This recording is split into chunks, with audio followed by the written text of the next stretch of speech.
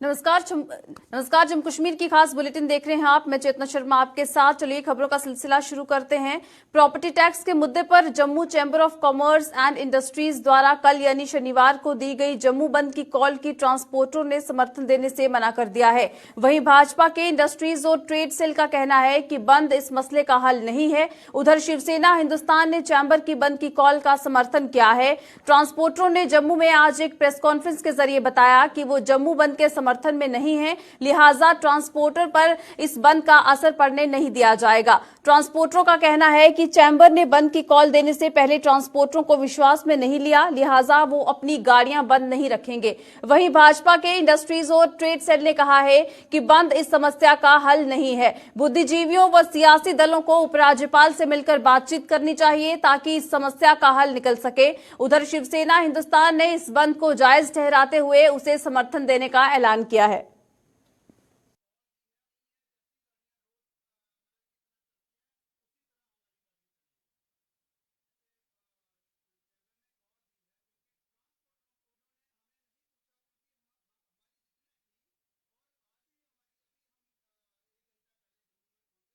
जो चैम्बर के प्रधान साहिबान हैं, क्या इन्होंने हमें बुलाया? क्या इन्होंने हमें ये कहा कि भाई ये हमारी डिमांड्स है और ये डिमांड्स जो है आप बताइए इसके साथ हैं? हमें तो ये भी नहीं पता कि टैक्स कितना लग रहा है, कौन लगा, किस किस को लग रहा है। और खासकर अगर ट्रांसपोर्ट के पास इन्होंने आना चाहिए था बैठ के। अगर हो सकता है कि अगर ट्रांसपोर्ट इनके साथ कहीं भी अगर किसी बड़े ओहदों पे जो बैठे हैं, चाहे एलजी साहब हैं, तो ट्रांसपोर्टर अगर हम भी साथ जाते, हो सकता है वो डिमांड इनकी मानी जाती। लेकिन बगैर हमें पूछे ये स्ट्राइक करना, मुझे लगता है ये ठीक नहीं है। पूरे जम्मू के लोगों को मेरी रिक्वेस्ट है कि इसका शहर को बंद करना कोई हल नहीं है। इसमें जितने बुद्धिजीवी हैं, जितनी पॉलिटिकल पार्टियां हमारी है, जैसे भारतीय जनता पार्टी है, हमारी चैम्बर है, हमारे 50 लोग हैं, हम बैठ के कम से कम गवर्नमेंट से मिले, एलजी साहब को मिले। हम उनको ये रिक्वेस्ट करें कि सर आप डिफाइन करो इसको कि कमर्शियल पे क्या पर स्क्वायर फुट आपने टैक्स का दायरा निकाला है और रेजिडेंशियल का क्या निकाला है। एक लोगों में ये चीज़ सामने आ जाए और पब्लिक जो हमारे लोग हैं, खासकर जम्मू के, ये हर समय गवर्नमेंट के साथ हैं और ये चाहते हैं कि प्रॉपर्टी टैक्स लगे। शिवसेना हिंदुस्तान कल प्रॉपर्टी टैक्स पर जम्मू बंद का जो है समर्थन करती है। और दूसरी ओर जिस प्रकार जो है सरकार जजिया टैक्स पर टैक्स लगाती जा रही है, वे जनता का खून चूसने के बराबर है। आपने देखा होगा कि पिछले दिनों में एक टैक्स खत्म नहीं होता और सरकार दूसरी, म्युनिसिपैलिटी टैक्स, बुढ़ापे की पेंशन बंद, लोगों का हर तरह से जो है नाक में दम करके रखा हुआ है सरकार ने। एक हटती नहीं और दूसरा अपना प्रफान जो है सुना दिया जाता है एलजी साहब की तरफ से। जिस प्रकार कल का बंद रखा है वो पूरी दुनिया उसका समर्थन कर रही है। और तमाम दुकानदारों से भी हम विनती करते हैं कि वे दुकानदार अपने बच्चों के भविष्य के लिए प्रॉपर्टी टैक्स और Jammu Kashmir service selection board द्वारा परीक्षाएं लेने का टेंडर एक ब्लैकलिस्ट कंपनी को दिए जाने जैसे मुद्दों पर नेशनल कॉन्फ्रेंस के अध्यक्ष डॉक्टर फारूक अब्दुल्ला द्वारा कल बुलाई गई सर्वदलीय बैठक पर भाजपा ने उस पर निशाना साधा है। भाजपा नेता अभिजीत जसरोटिया ने कहा है कि नेशनल कॉन्फ्रेंस सत्ता में रहते हुए क्या कुछ करती रही है, ये किसी से छिपा नहीं है। नेशनल कॉन्फ्रेंस अब अपने आप को पाक साफ साबित करने की कोशिश कर रही है, लेकिन उसे अब अपनी आंखें खोल लेनी चाहिए। जसरोटिया ने ये भी लगाया कि नेशनल कॉन्फ्रेंस के मंसूबे सर्वदलीय बैठक करने के नहीं बल्कि भाजपा के खिलाफ एक विपक्ष को खड़ा करना है।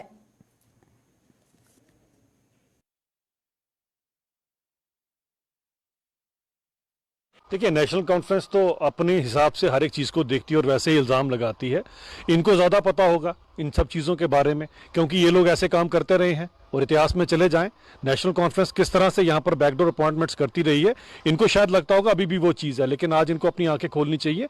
5 अगस्त 2019 के बाद मंजर बदल गया है। सबका साथ, सबका विकास के अंदर सबका विश्वास भी है। आज हकदार को हक मिल रहा है।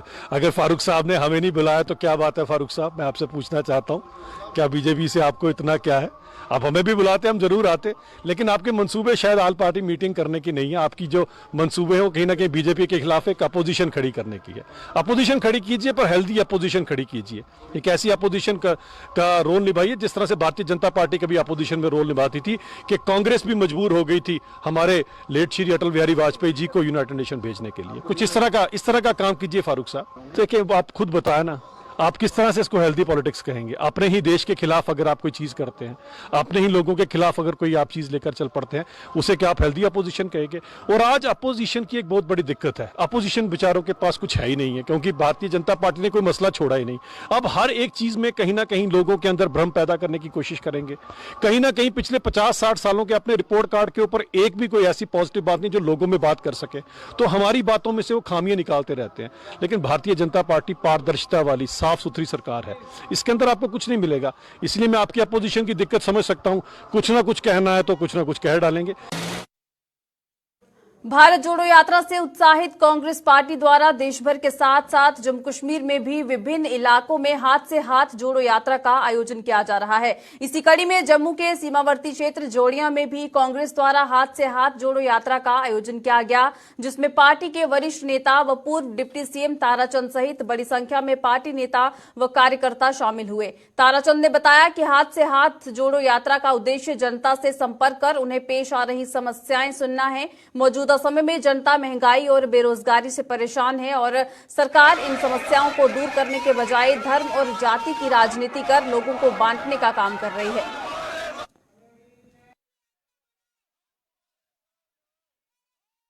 जम्मू नगर निगम के पार्किंग स्लॉट विवादों में घिर गए हैं। नगर निगम पर आरोप लग रहे हैं कि इन स्लॉट्स के आवंटन में स्थानीय ठेकेदारों के बजाय बाहरी ठेकेदारों को तरजीह दी जा रही है और बड़े पैमाने पर भ्रष्टाचार किया जा रहा है।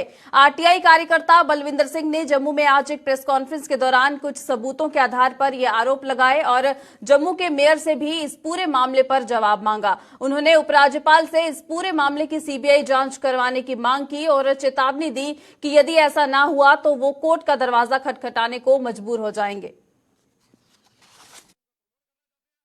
बात मैं करूं करप्शन की, ये कॉन्ट्रैक्ट एग्रीमेंट है उन 32 स्लॉट्स का। इस कॉन्ट्रैक्ट एग्रीमेंट की आप चालाकियां देखिए, जम्मू के लोगों की, जम्मू के अफसरान की, किस तरीके से साजिश के तौर पे इसमें उन्होंने कहा पर जितना रेवेन्यू हमें आएगा 96% बाहर का कॉन्ट्रैक्टर ले जाएगा, 4% जम्मू म्युनिसिपल कॉर्पोरेशन को मिलेगा।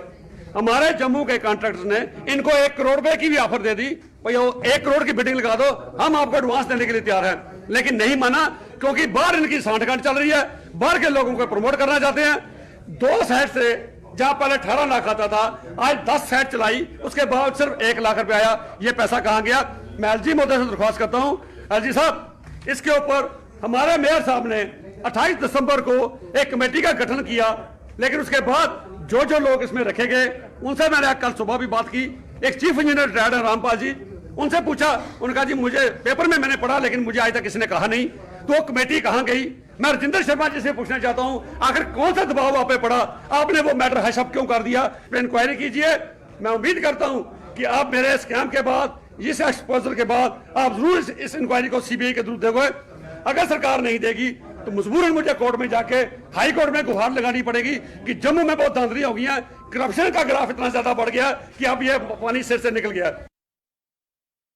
शिवसेना उद्धव ठाकरे की जम्मू कश्मीर इकाई ने सरकार पर खेलों को लेकर जम्मू के साथ भेदभाव करने का आरोप लगाया है। इस मुद्दे को लेकर जम्मू में आयोजित एक प्रेस कॉन्फ्रेंस के दौरान शिवसेना के प्रदेश अध्यक्ष मनीष साहनी ने सरकार पर निशाना साधते हुए कहा कि पिछले 35 वर्षों से जम्मू में किसी भी अंतर्राष्ट्रीय क्रिकेट मैच का आयोजन नहीं हुआ है। शिवसेना का आरोप है कि सरकार ने जम्मू के लोगों से जम्मू में अंतर्राष्ट्रीय क्रिकेट मैच के आयोजन का आश्वासन दिया था, लेकिन आज तक वो वादा पूरा नहीं हो पाया। उन्होंने सरकार से जम्मू के मौलाना आजाद स्टेडियम में आईपीएल मैच करवाने की मांग करते हुए कहा कि अगर ऐसा होता है तो इससे जम्मू कश्मीर के युवाओं का खेलों के प्रति रुझान बढ़ सकता है।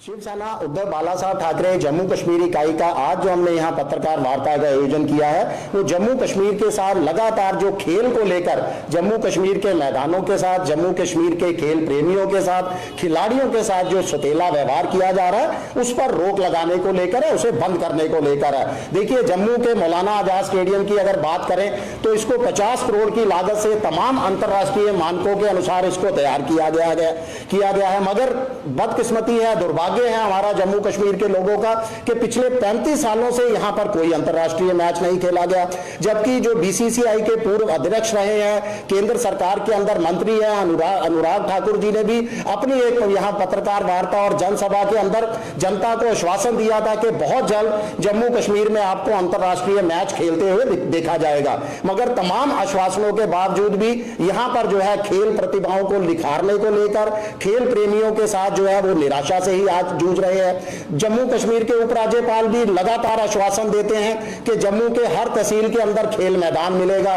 खेल को प्रोत्साहित किया जाएगा।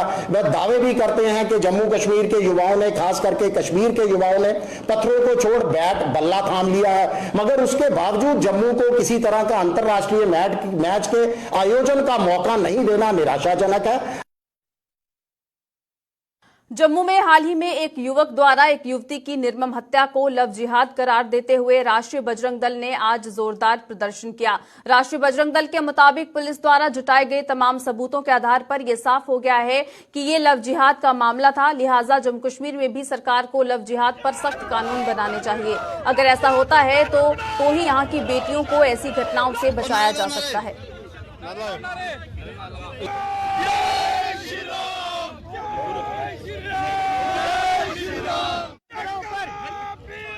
ये सीधा सीधा लव जिहाद का एंगल जो है वो सामने नजर आता है।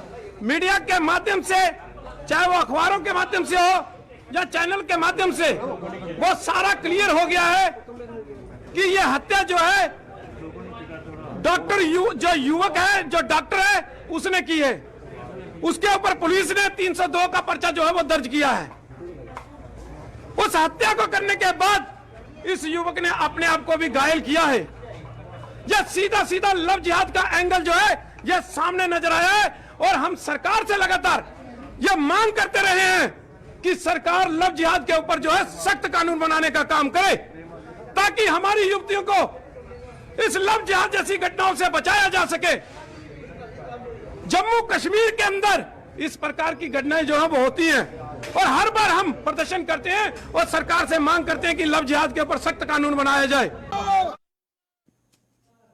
कारोबारी गौतम अडानी मामले को लेकर प्रदेश कांग्रेस कमेटी ने आज बिजनौर में स्थित स्टेट बैंक ऑफ इंडिया की शाखा के बाहर प्रदर्शन किया। प्रदर्शन की अगुवाई कर रहे कमेटी के जिला महासचिव महंत रामपुरी ने एसबीआई पर निशाना साधते हुए कहा कि बैंक छोटे कर्जदारों पर वसूली के लिए तरह तरह के दबाव बनाता है, लेकिन करोड़ों रुपए का कर्ज लेने वालों से वसूली के लिए कोई कदम नहीं उठाया जाता। उन्होंने इस मामले पर केंद्र सरकार की भूमिका पर भी सवाल उठाए।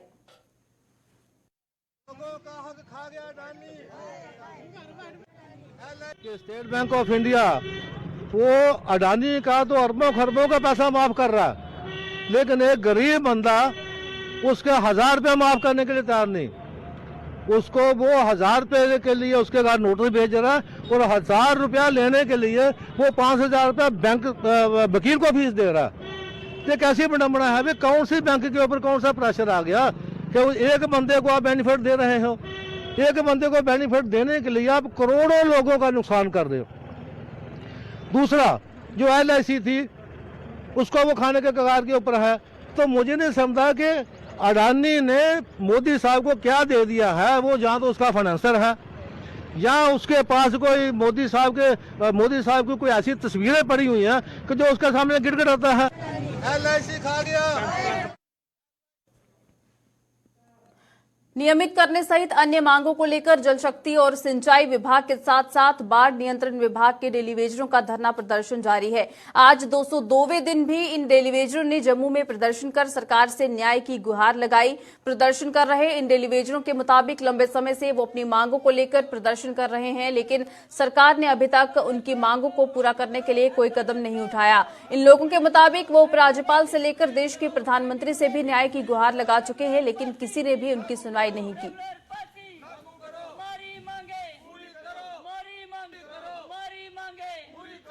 सर देखो, आज हमें 202 दिन हो गया बैठे हुए, प्रशासन का कोई भी नुमाइंदा आज तक हमारे पास हमारी सुध लेने के लिए नहीं आया है।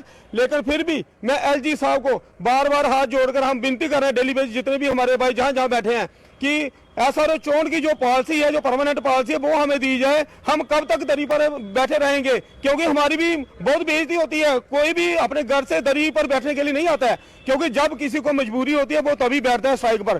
क्योंकि इतनी लंबी स्ट्राइक, हमें खुद शर्म आ रही है कि गवर्नमेंट तक हमारी बात क्यों नहीं गूंज रही है। भाजपा के कश्मीरी पंडित विस्थापित इकाई द्वारा जम्मू में एक कार्यक्रम का आयोजन किया गया, जिसमें भाजपा इकाई के जिला प्रधान चांद भट्ट सहित अन्य कार्यकर्ताओं ने भाग लिया। इस दौरान भाजपा की नीतियों से प्रभावित होकर कुछ कश्मीरी पंडित विस्थापित युवाओं ने भाजपा का दामन थामा, जिनका पार्टी में जोरदार स्वागत किया गया।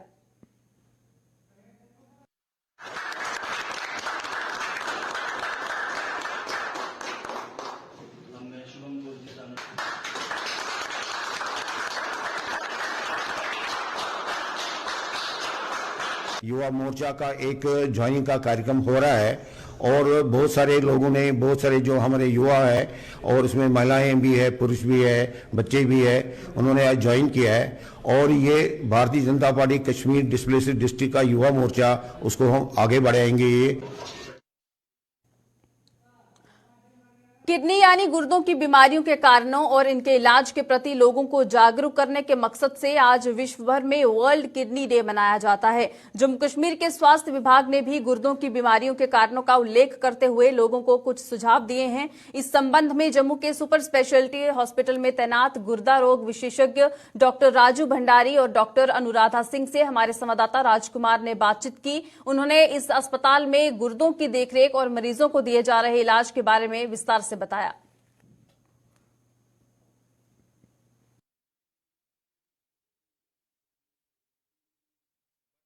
हमारे पास डायलिसिस यूनिट भी है, जहां हमारे अराउंड 1200 डायलिसिस पर मंथ होते हैं, और दूसरा फ्री में होता है। पहले हमारे पास वो नेशनल डायलिसिस प्रोग्राम था 2016 में, बट आफ्टर जब गवर्नमेंट ने आयुष्मान एनरोल किया तो every person is under that Ayushman Bharat, almost हर एक की यहाँ पे फ्री में डायलिसिस होती है।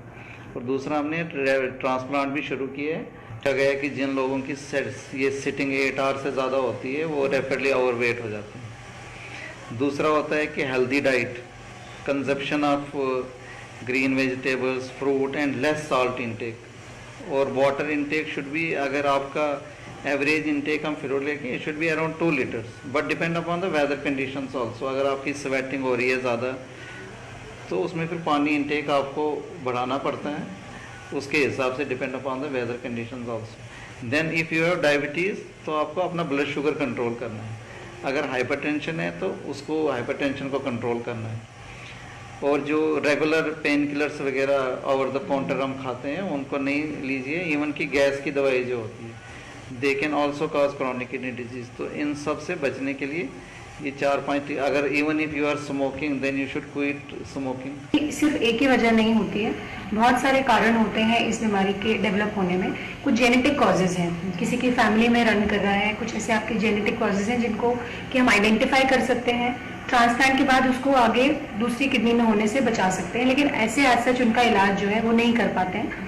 तो दूसरा है कि लाइफस्टाइल, जैसा आपने कहा कि बहुत सेडेंटरी लाइफस्टाइल हो चुका है। जैसे आप ऑफिस आवर्स में 8-10 घंटे आप एक चेयर पे बैठे हैं, ओबेसिटी हो रही है। लोग जो है छोटी छोटी चीज़ के लिए ओवर द काउंटर जा करके अपनी मर्जी से दवाई खा लेते हैं, पेन किलर्स खा लेते हैं।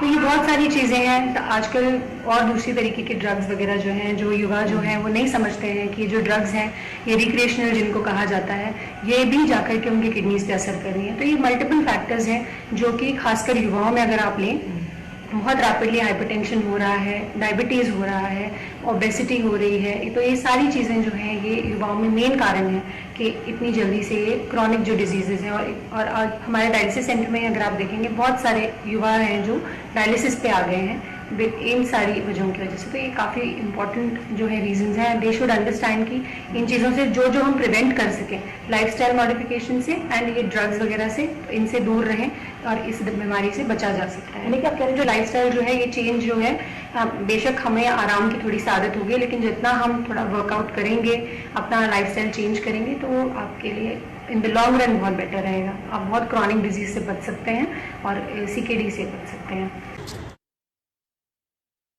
जम्मू के नगरोटा इलाके में स्थित जगती हायर सेकेंडरी स्कूल में परीक्षाएं लेने की उचित व्यवस्था न होने के कारण छात्रों के साथ साथ स्कूल प्रशासन को भी परेशानियों का सामना करना पड़ता था। स्कूल की इस परेशानी को देखते हुए रिलीफ कमिश्नर ने स्कूल प्रशासन को परीक्षा के लिए कम्युनिटी हॉल सौंपा है, जिसके लिए कश्मीरी पंडित विस्थापितों ने उनका आभार जताया है। इन लोगों के मुताबिक परीक्षाओं के लिए उचित व्यवस्था न होने के कारण बच्चों को खुले आसमान के नीचे बैठकर परीक्षा देनी पड़ती थी। अब रिलीफ कमिश्नर की इस सौगात से बच्चों को काफी राहत मिली है।